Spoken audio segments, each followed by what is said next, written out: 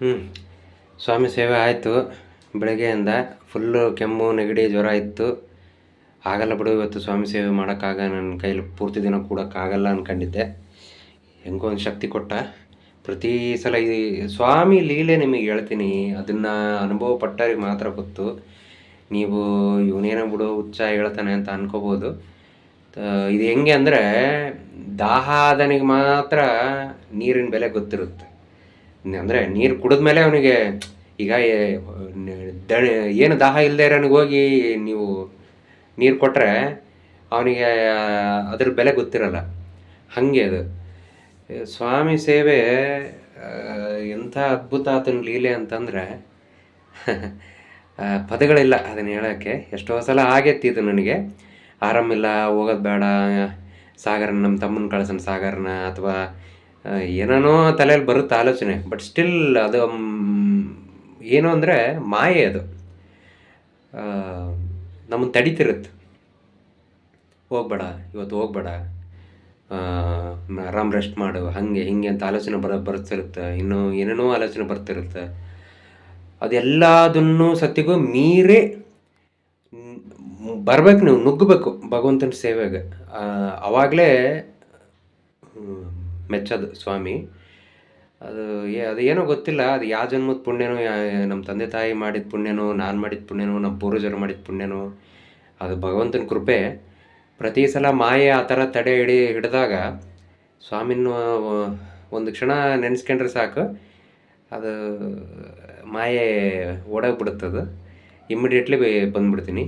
Full ಕಿವಿಲಿ ಹತ್ತಿ ಇಟ್ಕೊಂಡು full ಸುತ್ತಕೊಂಡು ಬೆಳಗ್ಗೆ 3 ಗಂಟೆ 4 ಗಂಟೆಗೆ ಬರ್ಬೇಕಲ್ಲ, 5 ಗಂಟೆಗೆಲ್ಲ ಥಂಡಿ ಗಾಳಿ ಬರ್ತೀನಿ. ಆದರೂ ಹೆಂಗೋ ಒಂದು ಬರ್ತೀನಿ. ಇದು ನಾನು ಇದು ನಿರಂತರವಾಗಿ 2020ರಿಂದ ಹಿಂಗೆ ನಾನು ಮಾಡ್ತಿರೋದು. ಅದು ಸ್ಟಾರ್ಟಿಂಗೆಲ್ಲ ಭಾಳ ನನಗೆ ವೈರಲ್ ಫೀವರ್ ಬಂತು. ಭಾಳ ಮನೆಯಾಗೆಲ್ಲ ಬೈಯೋಕ್ಕೆ ಸ್ಟಾರ್ಟ್ ಮಾಡಿದರು, ನೀನು ಅಲ್ಲಿ ಹೋಗ್ಬೇಡ, ಕಾಡೋದು ಹಂಗೆ ಹಿಂಗೆ ಅಂತ. ಅದು ಏನೋ ಗೊತ್ತಿಲ್ಲ ನನಗೆ, ಅದನ್ನು ಬಿಟ್ಟಿರೋಕ್ಕಾಗಲ್ಲ. ಯಾಕಂದರೆ ನಮ್ಮ ತಾಯಿ, ಅದ ಜನ್ಮದ ತಾಯಿ, ಆತನ್ನ ನೋಡ್ಲಾರ್ದಂಗೆ ಇರಬೇಕು ಅಂತಂದರೆ ಹೆಂಗೆ ಸಾಧ್ಯ? ಬರ್ತೀನಿ, ಸೇವೆ ಮಾಡ್ತೀನಿ, ಒಂದೆರಡು ತಾಸು ಮಾಡಿ ಪೂಜೆ ಪುನಸ್ಕಾರ ಎಲ್ಲ ಮುಗಿಸ್ಕೊಂಡು ಹೋಗ್ಬಿಡೋಣ. ನಾವು ಅಪ್ಪರಿಗಾಗಲಿ ಇಲ್ಲ ಸಾಗರಿಗಾಗಲಿ ಹೇಳ್ಬಿಡಂತೆ, ಅವ್ರು ಬಂದು ನೋಡ್ಕೊತಾರ, ಭಕ್ತರು ಯಾರಾದರೂ ಬಂದರೆ ಅಂತ ಅಂದ್ಕೊಂಡಿರ್ತೀನಿ ಎಷ್ಟೋ ಸಲ. ಪೂಜೆ ಪುನಸ್ಕಾರ ಮಾಡಿ ಹೋಗಿ ರೆಸ್ಟ್ ಮಾಡಿಬಿಡೋಣ ಅಂತೇಳಿ. ಬಟ್ ನನ್ನ ಮನಸ್ಸಲ್ಲಿರೋ ಮಾತು ನಿಮಗೆ ಇವತ್ತು ಹೇಳ್ತೀನಿ. ಭಕ್ತರು ಒಬ್ಬರೊಬ್ಬರು ಬರೋಕ್ಕೆ ಸ್ಟಾರ್ಟ್ ಮಾಡ್ತಾರೆ. ಅದು ಏನೋ ಗೊತ್ತಿಲ್ಲ, ಅವ್ರು ಸೇವೆ ಮಾಡ್ಬೇಕಂದ್ರೆ ನನಗೆ ಬಹಳ ಇಷ್ಟ. ಯಾಕಂದರೆ ನಾನು ಭಕ್ತರಲ್ಲಿ ಭಗವಂತನ ಕಾಣೋಂಥ ವ್ಯಕ್ತಿ ನಾನು. ಅವ್ರಿಗೆ ಇರಬೇಕಿಲ್ಲಿ, ಅವ್ರ ಸೇವೆ ಮಾಡಬೇಕು. ದೂರದಿಂದ ಬಂದಿರ್ತಾರೆ, 108 ತೊಂದರೆಗಳು ಸಂಕಷ್ಟಗಳನ್ನ ಹೊತ್ಕೊಂಡು ಬಂದಿರ್ತಾರೆ. ನನ್ನ ಎದುರಿಗೆ ಶೇರ್ ಮಾಡ್ಕೊತಾರೆ. ಸ್ವಾಮಿ ನನ್ನ ನಾಲ್ಗೆಯಿಂದ ಏನು ನುಡಿಸ್ತಾನೋ ಆ ಸೊಲ್ಯೂಷನ್ ನಾನು ಅವ್ರಿಗೆ ಕೊಡ್ತೀನಿ. ಅದರಿಂದ ಅವ್ರ ಮನಸ್ಸಿಗೂ ನೆಮ್ಮದಿ ಆಗುತ್ತೆ.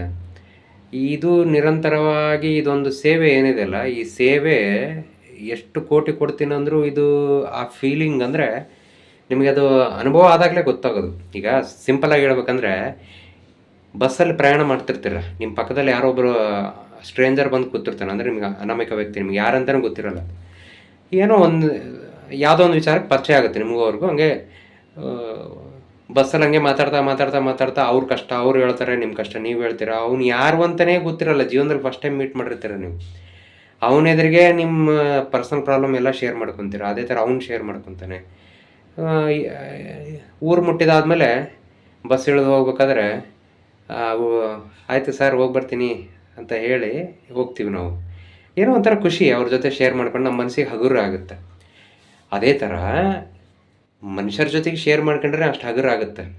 ಅಂಥದ್ದು ಭಗವಂತನ ಹತ್ರ ನಮ್ಮ ನೋವನ್ನ ಶೇರ್ ಮಾಡ್ಕೊಂಡಾಗ ಎಷ್ಟು ಮನಸ್ಸಿಗೆ ನೆಮ್ಮದಿ ಆಗುತ್ತಂದರೆ ಭಾಳ ಅದು ತುಂಬ ಖುಷಿ ಆಗುತ್ತೆ ಸ್ವಾಮಿ ಸೇವೆ ಮಾಡೋದಕ್ಕೆ. ಏನೋ ಯಾವ ಜನ್ಮದ ಭಾಗ್ಯನೋ ಗೊತ್ತಿಲ್ಲ, ಆಧ್ಯಾತ್ಮಿಕತೆ ಆ ಹಾದಿಲಿ ನೀವು ನಡೆಯೋಕ್ಕೆ ಸ್ಟಾರ್ಟ್ ಮಾಡಿಬಿಟ್ರೆ ಮುಗಿದೋಯ್ತು ಕತೆ. ಓನ್ಲಿ ಇನ್ಕಮಿಂಗಲ್ಲಿ, ಔಟ್ ಗೋಯಿಂಗ್ ಇಲ್ಲ. ಒಂದು ಸಲ ಎಂಟ್ರ್ ಆದರೆ ಮುಗಿದೋಯ್ತು. ಅದರಿಂದ ನೀವು ಹೊರಗಡೆ ಹೋಗ್ತೀನಿ ಅಂತಂದರೂ ಸ್ವಾಮಿ ಬಿಡೋಲ್ಲ ನಿಮಗೆ. ಅಷ್ಟು ಪ್ರೀತಿ ಮಾಡ್ತಾನೆ ರೀ, ಅಷ್ಟು ಪ್ರೀತಿ ಮಾಡ್ತಾನೆ ಸ್ವಾಮಿ ನಮ್ಮನ್ನು. ಒಂದು ಸಲ ಆತಗೆ ಪಾದಕ್ಕೆ ಶರಣ ಆಗ್ಬಿಟ್ರಿ ಅಂದರೆ ಭಗವಂತ ಗೋವಿಂದ ನೋಡ್ಕೇಳಪ್ಪ ನೀನೇ ಎಲ್ಲ, ನಿನ್ನ ನಂಬಿ ಬದುಕೀನಿ ಅಂಥೇಳಿ ಆತ ಪಾದಕ್ಕೆ ಶರಣ ಆಗ್ಬಿಟ್ರೆ ಅಬ್ಬಾ ಭಯಂಕರ. ಇವತ್ತು ಇನ್ನೊಂದು ವಿಶೇಷತೆ ಏನಂದರೆ ಬೆಣ್ಣೆ ಅಲಂಕಾರ ಮಾಡು ಅಂತೇಳಿ ನಮ್ಮ ಅಕ್ಕ ಪಾಪ ಆ್ಯಕ್ಚುಲಿ ಹೇಳ್ಬೇಕಂದ್ರೆ ಒಂದು ವರ್ಷದ ಹಿಂದೆಯೇ ಹಾಕಿದ್ದು ಒಂದು ಸಂಕಲ್ಪ ಇತ್ತು. ಬಟ್ ಹೋದ ವರ್ಷ ಮಾಡೋಕ್ಕಾಗಿದ್ದಿಲ್ಲ. ಈ ವರ್ಷ ಕೊನೆಗೆ ಇಮಿಡಿಯೇಟ್ಲಿ ನಾನು ನೋಡಿದ್ರೆ ಆರಾಮಿಲ್ದಂಗೆ ಮಲ್ಕೊಂಡಿದ್ದೆ. ಬೆಣ್ಣೆ ಅಲಂಕಾರ ಮಾಡು ಅಂತ ಫೋನ್ ಮಾಡಿದರು. ನಾನು ಮೊದಲೇ ನೀರು ಸ್ವಲ್ಪ ಮೋಟ್ರದ್ದು ಏನೋ ಪ್ರಾಬ್ಲಮ್ ಆಗಿದೆ, ಈಗಲೂ ಪ್ರಾಬ್ಲಮ್ ಇದೆ, ಸ್ವಲ್ಪ ರೆಡಿ ಮಾಡಿಸ್ಬೇಕು. ನೀರಿನ ಸಮಸ್ಯೆ.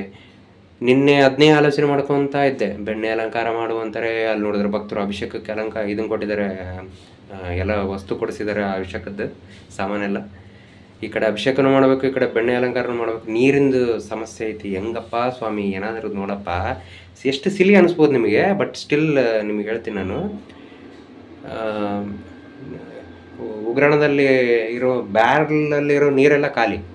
ಆ ಟ್ಯಾಂಕಲ್ಲಿ ಒಂದು ನೀರು ಇದೇನೋ ಇಲ್ವೋ ಅನ್ನೋ ಗ್ಯಾರಂಟಿ ನನಗಿದ್ದಿಲ್ಲ. ಬೆಳಗ್ಗೆ ಬರ್ಬೇಕಾದ್ರೆ ಅದನ್ನೇ ಆಲೋಚನೆ ಮಾಡ್ಕೊಂಡು ಗುಡ್ಡ ಹತ್ತಿ ಬಂದೆ ನಾನು. ಟ್ಯಾಂಕಲ್ಲಿ ನೀರಿದ್ದರೆ ಇವತ್ತು ಅಭಿಷೇಕ, ಇಲ್ಲ ಅಂದರೆ ಅಭಿಷೇಕನೂ ಇಲ್ಲ, ಬೆಣ್ಣೆ ಅಲಂಕಾರನೂ ಇಲ್ಲ. ಸುಮ್ಮನೆ ಸ್ವಾಮಿ ಪೂಜೆ ಮಾಡೋದು, ನಾರ್ಮಲ್ಲಿ ಆ ಥರ ಮಾಡ್ತೀನಿ ಪ್ರತಿ ಶನಿವಾರ, ಹಂಗೆ ಮಾಡೋದು ಅಂತ ಅಂದ್ಕೊಂಡು ಬಂದಿದ್ದೆ. ಅದು ಏನು ಪುಣ್ಯ. ನಾನು ಸ್ವಾಮಿಗೆ ಒಂದೇ ಮಾತು ನಾನು ಹೇಳಿದ್ದೆ, ಸ್ವಾಮಿ ನೋಡಪ್ಪ ಪಾಪ, ಯಾಕಂದರೆ ಶ್ರಾವಣ ಶನಿವಾರ ಬೇರೆ, ಕೃಷ್ಣ ಜನ್ಮಾಷ್ಟಮಿ ಬೇರೆ, ನೀನು ಹುಟ್ಟಿದ ಹಬ್ಬ, ಏನಾದರೂ ಒಂದು ದಾರಿ ತೋರ್ಸಪ್ಪ, ಒಂದು ಸ್ವಲ್ಪ ಹೆಂಗಾರು ವ್ಯವಸ್ಥೆ ಮಾಡು ಸ್ವಾಮಿ ಅಂದ್ಕೊಂಡೆ. ಇದು ಸಿಲ್ಲಿ ಅಂತ ಅನಿಸ್ಬೋದು ನಿಮಗೆ. ನಾನು ಸಿಕ್ಕರೆ ಭಾಳ ಆದರೂ ಒಂದು 2 ಕೊಡಪಾನ ಇರ್ಬೋದು ಅಂತ ಅಂದ್ಕೊಂಡಿದ್ದೆ. ಫುಲ್ ಟ್ಯಾಂಕ್ ಇದೆ, ಅದರಲ್ಲಿ ಫುಲ್ ಟ್ಯಾಂಕ್ ತುಂಬಿದೆ. ಅಭಿಷೇಕನೂ ಆಯಿತು, ಬೆಣ್ಣೆ ಅಲಂಕಾರನೂ ಆಯಿತು, ಎಲ್ಲ ಸೇವೆನೂ ಆಯಿತು. ಭಕ್ತರು ಊಟ ಕಟ್ಕೊಂಡು ಬಂದಿದ್ದರು, ಅವರು ಊಟ ಮಾಡಿ ಎಲ್ಲ ಅವ್ರಿಗೂ ನೀರಿನ ವ್ಯವಸ್ಥೆ ಅದನ್ನೂ ಆಯಿತು. ಎಷ್ಟು ಖುಷಿ ಆಯಿತು ಅಂತಂದರೆ ನಿಜವಾಗ್ಲೇ ರೀ. ಇವೆಲ್ಲ ಸಿಲ್ಲಿ ಅನ್ನಿಸ್ಬೋದು ನಿಮಗೆ, ಇದರಲ್ಲಿ ಏನಿದೆ ಅಂತ. ಬಟ್ ಅದನ್ನು ಅನುಭವ ಪಟ್ಟವ್ರಿಗೆ ಮಾತ್ರ ಗೊತ್ತಾಗುತ್ತೆ. ಭಾಳ ಅಂದರೆ ಇದನ್ನು ಹೇಳ್ಕೊಳಕ್ಕೆ ಹೇಳ್ತೀನಲ್ಲ, ಪದಗಳಿಲ್ಲ. ಈ ಥರದ ಅನುಭವಗಳನ್ನ ಅನುಭವಿಸ್ತವ್ರಿಗೆ ಮಾತ್ರ ಗೊತ್ತಾಗುತ್ತದು. ಅಂದಾಗ ಇವತ್ತು ಬೆಣ್ಣೆ ಅಲಂಕಾರ ಮಾಡಿದ್ದೀನಿ ಅಂತ ಹೇಳಿದೆ ನಿಮಗೆ.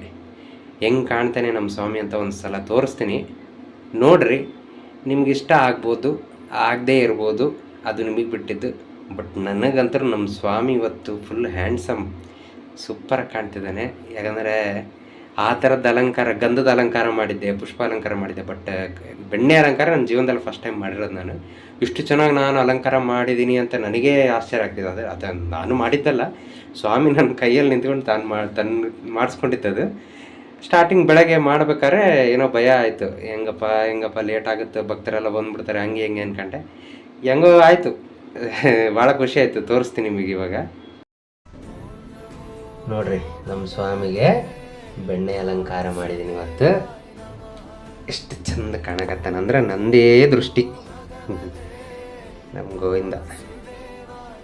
ಇನ್ನೂ ಪೂರ್ತಿ ಮಾಡಬೇಕಾಗಿತ್ತು ಆ ಕಡೆ ಕೈಗೆಲ್ಲ. ಬಟ್ ಹೇಳಿದ್ನಲ್ಲ, ಭಕ್ತರು ಬರೋಕ್ಕೆ ಸ್ಟಾರ್ಟ್ ಮಾಡಿಬಿಟ್ರು, ಲೇಟ್ ಒಂದಾಗಿತ್ತು, ಹಾಗಾಗಿ ಮಾಡಲಿಲ್ಲ. ಬಟ್ ನೆಕ್ಸ್ಟ್ ಟೈಮು, ಈ ಸಲ ಸಿಂಪಲಾಗಿ ಮಾಡಿದ್ದೀನಿ. ನೆಕ್ಸ್ಟ್ ಟೈಮು ಇನ್ನೂ ಚೆನ್ನಾಗಿ ಮಾಡ್ತೀನಿ. ಈಗ ಒಂದು ಐಡಿಯಾ ಸಿಕ್ಕಿದೆ ಹೆಂಗೆ ಮಾಡೋದು ಅಲ್ಲ ನಮ್ಮ ಸ್ವಾಮಿ ಬೆಣ್ಣೆ ಅಲಂಕಾರ ಅಂತ.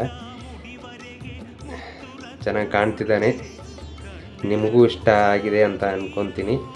ನೋಡ್ರಿ ಎಷ್ಟು ಚೆನ್ನಾಗಿ ಆ ಕಣ್ಣುಗಳು ನೋಡ್ತಾ ಇದ್ದರೆ ಸಾಕು, ನೋಡ್ತಾನೆ ಇರ್ಬೇಕನ್ಸುತ್ತೆ. ಆ ನಗು ನೋಡ್ತಾ ಇದ್ದರೆ ಸಾಕು. ಈ ಜಗತ್ತಿನಲ್ಲಿ ಆ ನಗುವಿನ ಮುಂದೆ ಬೇರೆ ಯಾವ ಸುಖನೂ ಇಲ್ಲ, ಅಷ್ಟು ಚಂದದ ನಗು. ಅದಕ್ಕೆ SP ಬಾಲಸುಬ್ರಹ್ಮಣ್ಯರು ಒಂದು ಹಾಡಲ್ಲಿ ಹೇಳ್ತಾರೆ, ಕಣ್ಣೆರಡು ಸಾಲದಯ್ಯ ನೋಡಲು ನಿನ್ನ. ಈಗ ಗೊತ್ತಾಗ್ತಿದೆ ಅದ್ರ ಮೀನಿಂಗ್ ಏನು ಅಂತ. ಅಂತೂ ಇತ್ತು, ಕೃಷ್ಣ ಜನ್ಮಾಷ್ಟಮಿ ಪೂರ್ಣ ಆಯಿತು. ನಮ್ಮ ಸ್ವಾಮಿ ಖುಷಿಯಾದ, ನನಗಷ್ಟೇ ಸಾಕು.